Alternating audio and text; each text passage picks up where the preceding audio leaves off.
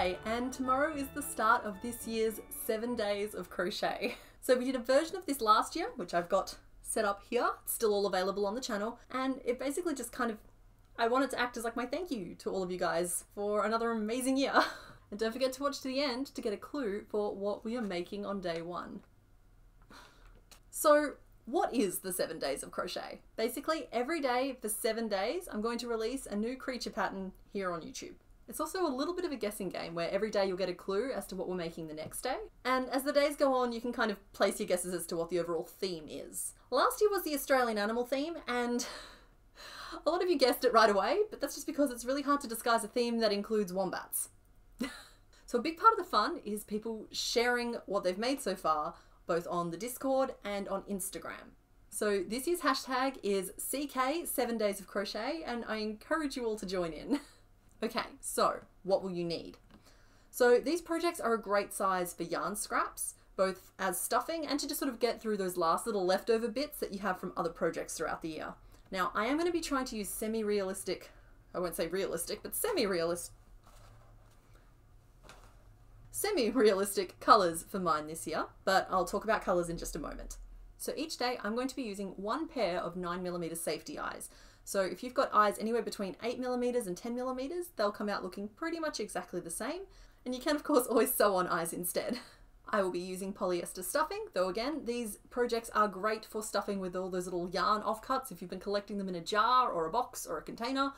Now is the time to break them out and use them to stuff your little creatures. So that's it in terms of materials, but in terms of tools, you're going to need a 3.5mm hook, or a hook that's suitable for whatever size yarn you're using, scissors, and I am going to include pins and needles on this list. Most of these projects are no-sew, but there's one or two that I would count as like low-sew, and of course there's always that moment in time when you need to sew on eyelids or teeth or, you know, just those little details. So have some pins and needles handy. I also suggest having about half a dozen bobby pins or stitch markers or just a couple of extra pieces of scrap yarn handy. They will make these patterns exponentially easier. And, okay.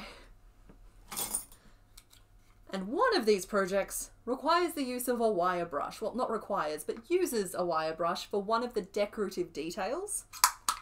If you've got one, have it on hand and I will let you know in the clue beforehand which day it is.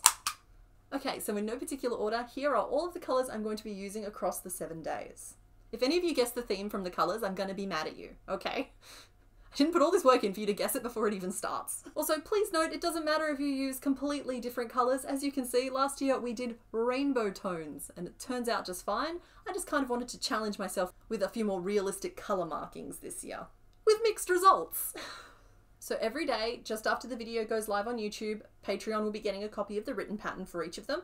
And then at the end, I kind of bundle it up into one document and it'll be listed on Etsy for anybody who's trying to get a copy of it that way. And this is just a gentle reminder that just because something's a mini, it doesn't mean that it's easy. Minis need a lot of extra tricks to pack all of the right shapes into such a tiny package. That's what makes them fun. And finally, the clue for day one. Just trying to remember what I put in day one. Okay, so first up, the colour you're going to need is this orangey brown. And the clue is that this animal is chill with pretty much every animal in the animal kingdom. And it's known for balancing citrus on its head. Okay, I hope to see you all tomorrow. Bye!